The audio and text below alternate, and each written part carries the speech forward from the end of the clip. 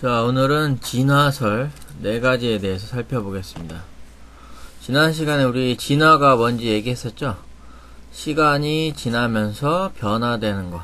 어떤 생물이 시간이 지나면서 다른 형태로 변화되는 것을 진화라고 하는데, 그 진화되었다는 그런 주장을 했던 사람들이 크게 4가지 학설이 있는데, 첫 번째는 밑에 보시면 용불용설, 두 번째는 오른쪽 페이지 동그라미 자연선택설. 자, 먼저 용불용설에 대해서 한번 살펴보겠습니다. 확대를 해볼게요. 자, 용불용설은 이제 라마르크라는 과학자가 주장한 건데요. 그 기린이 높은 곳에 있는 먹이를 따먹기 위해서 목을 자꾸 사용하다 보니까 목이 길어진 거예요. 목이. 자꾸 계속 사용하다 보니까 계속 길어지고, 그 자식들도 역시 길어진다는 건데, 이거는 현재는 받아들이지 않고 있는, 인정되지 않는 그런 학설이에요. 여기서 용자는 쓸 용자입니다. 한자로 쓸 용. 그 다음에 불용은 뭘까요? 그렇죠. 쓰지 않는다. 그래서 쓰냐 쓰지 않느냐에 따라서 바뀐다라는 뜻인데, 이렇게 획득된 형질은 사실은 유전되지 않습니다. 예를 들어서 야구 선수 중에 투수는 오른손잡이일 경우 오른팔이 더 길어져요, 실제로.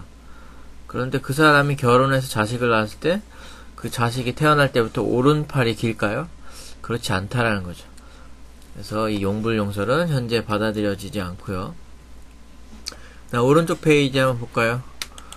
오른쪽 페이지는 이제 찰스 다윈, 진화론의 이제 창시자인데, 다윈이 얘기한 자연 선택설. 다윈은 이제 어떤 얘기를 하느냐면은, 기린에게 유전자에서 이제 기린이 목이 긴 애가 있을 테고 목이 짧은 애도 있을 텐데, 처음엔 같이 잘 살죠. 같이 잘 사는데 먹잇감이 점점 낮은 곳부터 따먹다 보니까 나중에 이제 높은 곳에 있는 먹이밖에 없다 보니까 키가 작은 애들은 자연적으로 선택돼서 죽고, 키가 긴 애들만 자연적으로 선택이 돼서 살아남고, 키 큰 애들끼리 결혼을 하다 보니까 자식들도 이제 키 큰 자식들이 태어난다라는, 이런 자연적으로 선택된다는 자연 선택설입니다. 이 자연 선택설은 이제 이런 주장이 있지만, 실제로 이제 영국의 맨체스터라는 지방에서 확인된 그런 학설인데요. 맨체스터가 예전에는 굉장히 그 환경이 깨끗하고 오염되지 않은 곳이라서, 이 나무 줄기에 붙어 사는 후추나방이라는 게 있는데, 이 후추나방이 원래는 하얀색이었어요. 여기 왼쪽 밑에 약간 하얀색들이 많이 보이죠? 이런 하얀색 나방이 대부분이었고, 오른쪽처럼 이제 검정색 나방은 이제 돌연변이로 나중에 새롭게 나타난 애들인데, 원래는 대부분 흰색이었는데, 맨체스터 지방이 산업혁명으로 인해서 그 공장 매연들이 하도 많다 보니까 나무 줄기에 끼던 그 이끼들, 이 후추나방 이끼를 먹으면서 자라는데, 이끼가 원래 이렇게 밝은색 계열이었는데 이끼가 다 죽고 나무 겉에가 이제 까만색으로 변하다 보니까 까만 나방만 남았다는 거죠. 왜냐면 흰색 나방은 이렇게 잘 구별이 되니까 주변에 다니는 새들이 먹이로 많이 잡아먹고, 검정색인 애들은 아무래도 보호색 때문에 잘 살아남겠죠. 그래서 이것을 공업 때문에, 이 매연 때문에 검정색 나방들이 많이 살아남았다 해서 이것을 공업 암화다라고 이런 말을 씁니다. 여기서 암은 어두울 암자죠. 계속해서 세 번째 진화설에 대해서 살펴보겠습니다. 다음 페이지에 보시면은 일단 써볼까요? 세 번째 진화설은 이제 격리설이 있고요. 오른쪽 페이지 네 번째 진화설은 돌연변이설이 있습니다. 먼저 격리설에 대해서 살펴보겠습니다. 격리설은 이렇게 보시면은, 자, 여기가 이제 그랜드 캐년 협곡인데, 이 협곡이 굉장히 높이가 굉장히 높죠. 그래서 왼쪽과 오른쪽에 있는 이 토끼가 서로 다른 색깔, 다람쥐죠.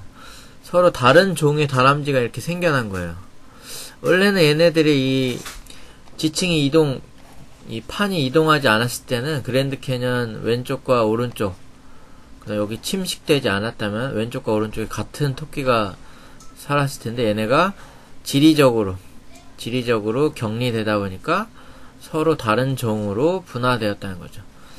이 격리설은 지리적인 격리, 이 격자는 서로 떨어진다. 리는 떨어질 리. 그래서 떨어지는 땅에서 서로 다른 종으로 발달되었다라는 설이고요. 마지막으로 돌연변이설을 보겠습니다. 자, 돌연변이설은 이제 더프리스라는 사람이 이제 발견을 했는데요. 이 사람이 주장한 건데요. 이것은 이제 유전자에 어떤 변이가 생겨서 갑자기 새로운 종이 만들어졌고, 그 종은 결혼해도 그 밑에 종은 돌연변이처럼 나타난다라는 소리예요. 저기 왼쪽 보면 달맞이 꽃이 있는데, 어느 날 갑자기 꽃이 굉장히 큰 왕달맞이 꽃이 이제 생겼는데, 왕달맞이 꽃이 나중에 꽃가루와 암술이 이제 수분을 해서 자식이 태어났는데, 자식들도 다 꽃이 큰 왕달맞이 꽃이 생겨나게 돼서 결국 나중에는 꽃이 작은 달맞이 꽃과 꽃이 큰 달맞이 꽃으로 이렇게 두 개의 종으로 분화되었다는 거죠. 그래서 이 돌연변이설도 현재 인정받고 있는 거고요. 그럼 요즘에 가장 인정받고 있는 그 진화설은 무엇이냐? 요즘 가장 인정받고 있는 진화설은 어떤 한 가지가 아니라, 아까 두 번째, 세 번째, 네 번째 있죠? 그 두 번째가 뭐였죠? 그렇죠. 다윈의 자연 선택설. 세 번째가 지리적으로 격리되어서 서로 다른 종으로 분화되었다는 격리설. 그 다음에 네 번째가 돌연변이설이었죠. 돌연변이설. 그래서 현대의 진화론은 이 세 가지를 다 융합해서 설명하는 방식으로 인정받고 있습니다. 일단 어떤 판의 이동이나 아니면 풍화 침식에 의해서 이렇게 서로 격리되어 있는 이런 위치에서, 원래는 같은 종인 하얀색 토끼였는데 오른쪽으로 격리된 곳에 갑자기 검정색 토끼가 돌연변이로 나타났어요. 왼쪽은 회색 토끼가 갑자기 돌연변이로 나타났어요.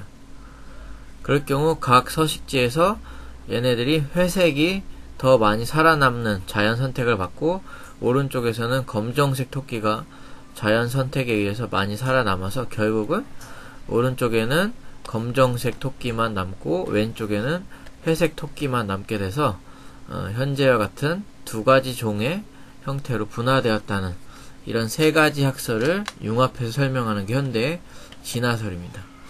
이상으로 네 가지 진화설에 대해서 배웠고요. 첫 번째, 용불용설은 현재 인정받지 않고 있다는 거 기억해 두세요. 이상입니다.